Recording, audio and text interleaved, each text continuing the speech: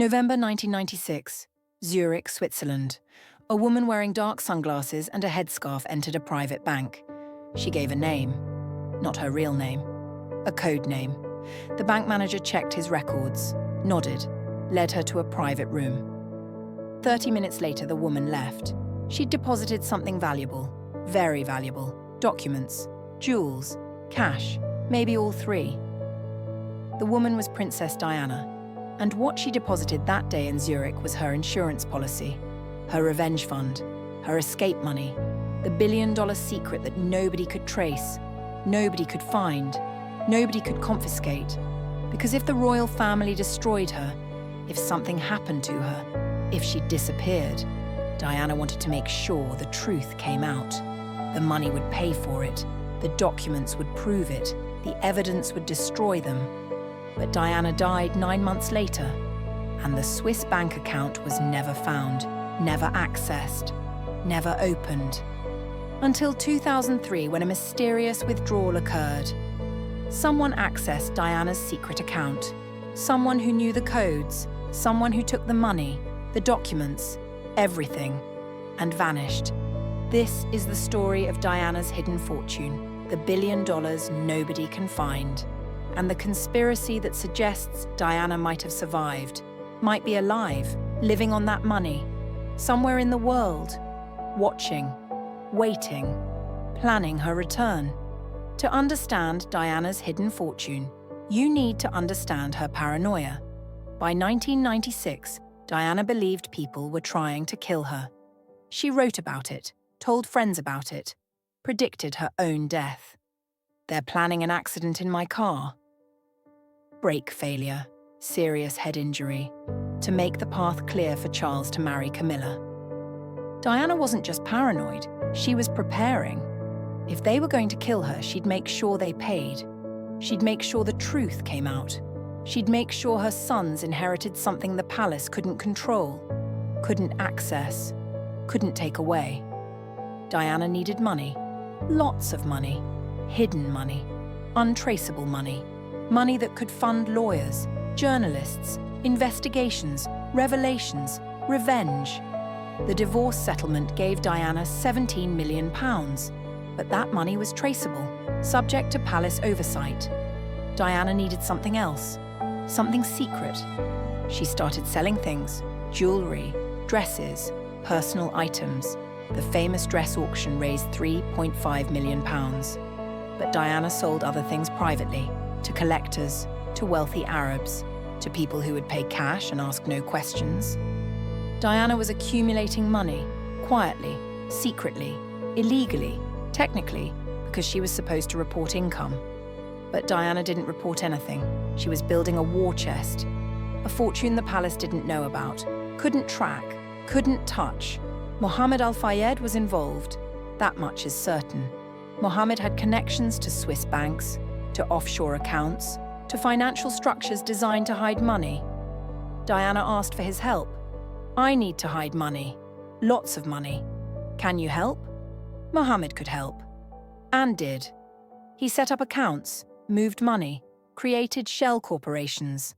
Diana's money flowed through tax havens, Luxembourg, Liechtenstein, the Cayman Islands, eventually ending up in Switzerland, in accounts under fake names, with access codes only Diana knew. Mohammed helped, but he didn't control the accounts, didn't have access.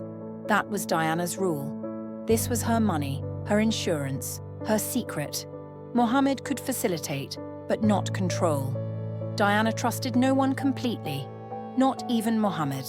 The amount is disputed. Some claim Diana hid £50 million.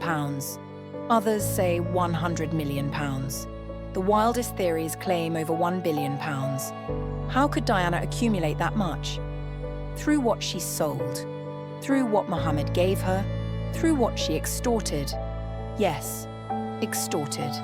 Diana had information, damaging information about the royal family, about Charles, about palace corruption, about illegal activities. Diana let certain people know she had this information, and they paid her to keep quiet. Call it blackmail, call it hush money, call it whatever you want. Diana called it justice. She was owed. for years of abuse, for years of suffering, for what they'd done to her. So she collected. From people who had something to hide, people who feared Diana's truth, people who paid handsomely for Diana's silence. And Diana took their money, hid it, prepared for the day she'd need it. The Swiss bank account is legendary among conspiracy theorists. They claim Diana opened multiple accounts, in different banks, under different names, each containing substantial amounts. Diana kept the account numbers and codes written in a diary. A small leather diary she carried everywhere. The diary disappeared after Diana's death, never found in her belongings, never recovered from the Paris crash. Someone took it, someone who knew what it contained, someone who wanted access to Diana's hidden fortune. The palace? Mohammed Al-Fayed? The intelligence services? Whoever took the diary now controls billions. Diana's money, Diana's insurance, Diana's revenge, all stolen, all hidden, all lost. But here's the twist. What if Diana planned for her diary to be stolen? What if that was the test? Diana was smart, careful, paranoid. Would she really write down all her secrets in one place? Or would she create a decoy? A fake diary with false information, while the real codes were somewhere else? Memorized, hidden with a trusted friend, left in instructions to be released upon her death? The conspiracy theorists believe Diana created multiple layers, multiple backups, multiple insurance policies, so that even if one was compromised, others remained. Diana's hidden fortune exists, but finding it requires solving Diana's puzzle, following her clues, understanding her mind. And so far, nobody has succeeded. The 2003 withdrawal is the most intriguing evidence. Bank records leaked in 2010 show a substantial withdrawal from a Swiss account in July 2003, 6 years after Diana's death. The account was registered to a shell corporation, the same corporation Mohammed Al-Fayed helped Diana establish. The withdrawal was £75 million. A massive amount, transferred to another account. Location unknown. Who made the withdrawal? Someone with Diana's codes. Someone with authorization. Someone who knew the account existed. The conspiracy theorists claim two possibilities. Either Diana is alive and accessed her own account, or someone close to Diana, maybe her sons, maybe a trusted confidant, found the codes and accessed the money. For what purpose? To fund investigations into Diana's death? To pay lawyers? To finance the conspiracy theories? Or simply to claim what Diana left behind?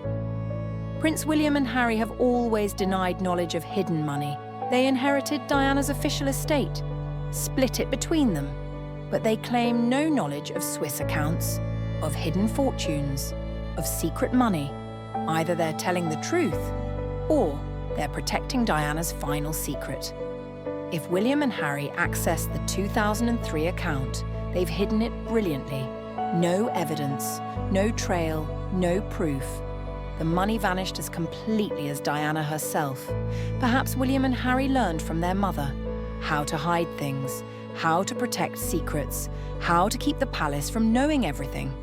If Diana left them a hidden fortune, it would explain many things. How Harry afforded to leave royal life, how he's maintained his California lifestyle, how he's funded his legal battles. Maybe Harry isn't using inheritance. Maybe he's using Diana's secret money, her hidden billions, her insurance policy, finally put to use. Exactly as Diana intended.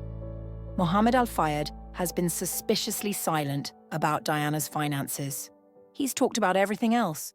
The relationship, the engagement ring, the conspiracy theories. But Diana's money? Silence. Why? What does Mohammed know? Did Diana tell him where the money was? Did she give him codes? Or did Mohammed help himself after Diana's death?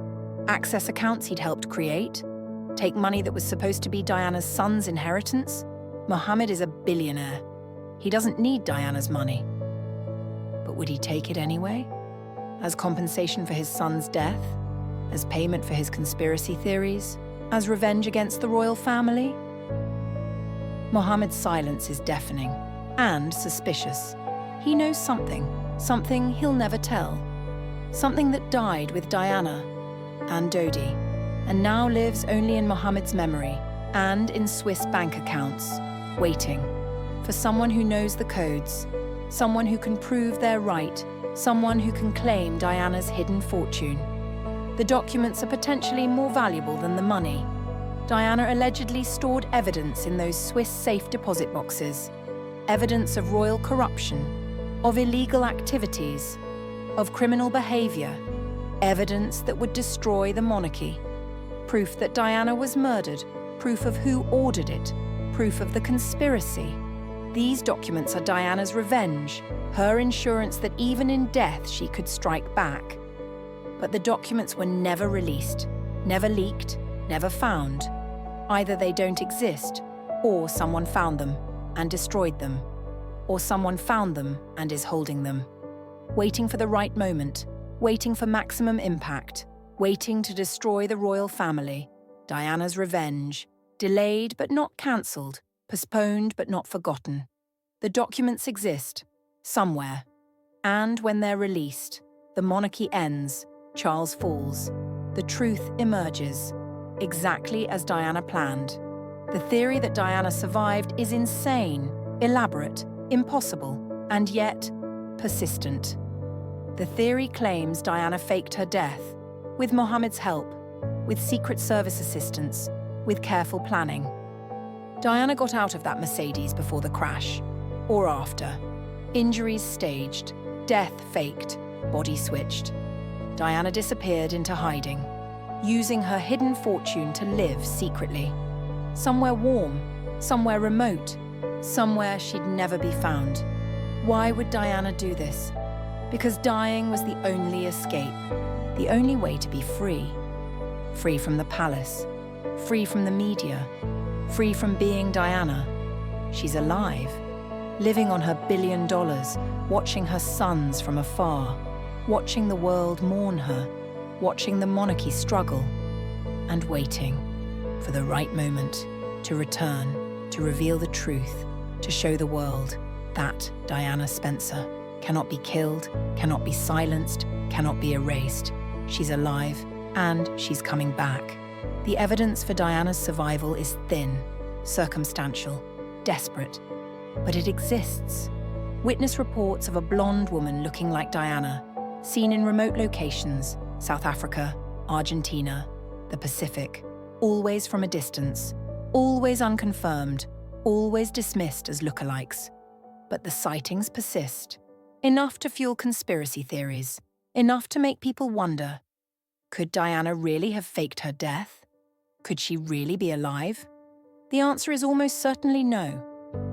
Diana died in that tunnel. The evidence is overwhelming. The investigation's conclusive. Diana is dead. But the conspiracy theorists refuse to accept it. Because accepting Diana's death means accepting that the bad guys won. That the palace killed her. That evil triumphed. But if Diana is alive, if she faked her death, if she's out there somewhere, then she won. She escaped, she survived, she beat them.